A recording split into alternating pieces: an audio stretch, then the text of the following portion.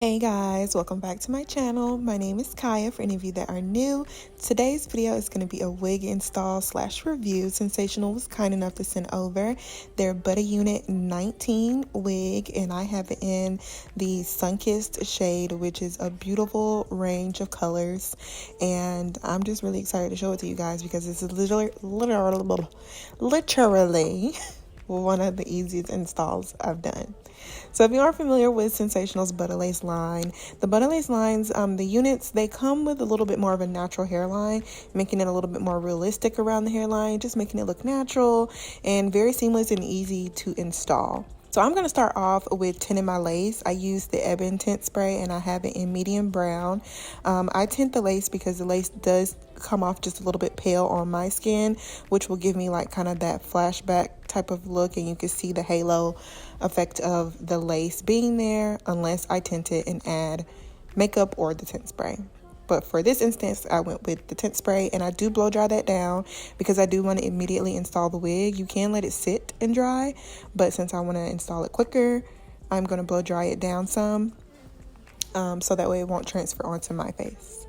So as you can see, where you see where the tint spray is, it is tinted and melting into the skin really good, like it's blending. I'm using my two clips just to clip the hair back because this is a middle part wig, as you saw from the cap and how it's made in the inside, the construction of the wig. So I'm just going to pull back the longer pieces, and as you see as well, it does have some baby hairs that are included with this unit, and I am going to utilize those today.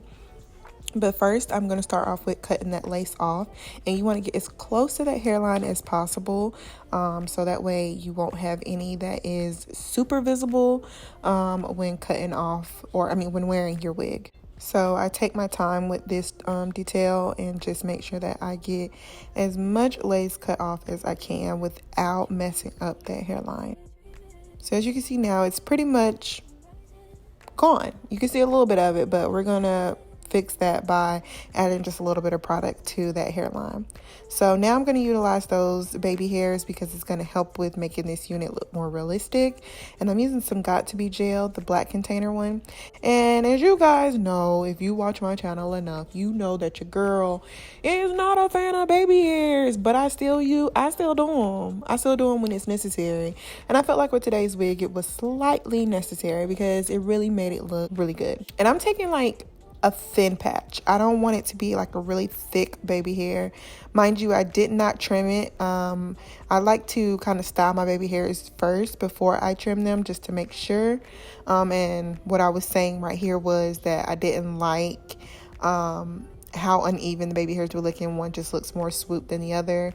One's higher up, one's lower down, and I don't go for that. So I'm gonna keep playing with it until I can get them as even as possible. And yes, this is very tedious, guys, with my method. It takes me a while when it comes to these darn baby hairs, okay? And I am going to add just a little bit more also near that ear tab area as well, because I want to make sure it looks pretty much similar in case I want to pull the hair back and have my hairline kind of exposed.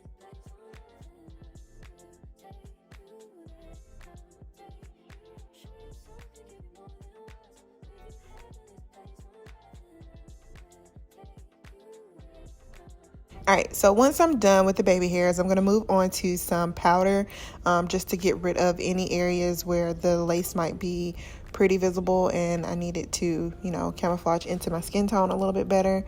So I'm using some bronzer powder. I have the ABH one.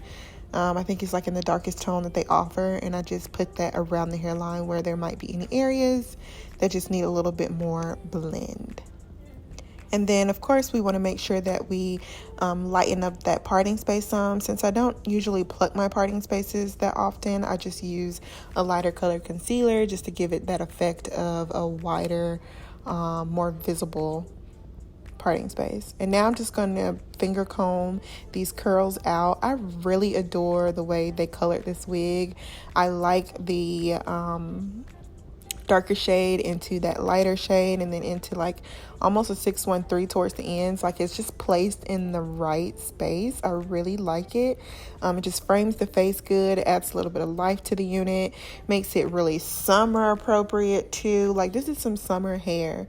It also has a few layers in it. I do think when I get ready to wear it again, I'll probably add just a little bit of like oil and just a little bit of mousse, something to just kind of tame down the shagginess at the end. I want it to not look so, it looks a little dry towards the end, but you can fix that up just by adding a little bit of hair products. And then I'm just taming down the flyaways with my edge pomade stick, and that is pretty much the end of that installation process. I told you guys this was literally one of the fastest installs with the synthetic wig that I really like. How would I rate this wig? I would give her like a good 8.7 out of 10. I think it is really cute. I would love to see this in a longer length. You know what, scratch that. We're going to give this a 9 out of 10 because I really like this wig. I can't wait to wear it with like a cute fit. So it's big hair friendly as well. Keep that in mind. It's not versatile in terms of you being able to make a side part, but you could probably pull it back like I had it earlier and just have some hanging down and some pulled back in case you don't want it all in your face. But I don't think that, considering how the unit is cut in the front, that it would go really well with it being a side part. It might make it look a little choppy. But that's all I have for you guys. I hope you appreciate today's video as much as I appreciate you guys. Thank you so much for watching, and I'll see you guys in the next one. Bye, y'all.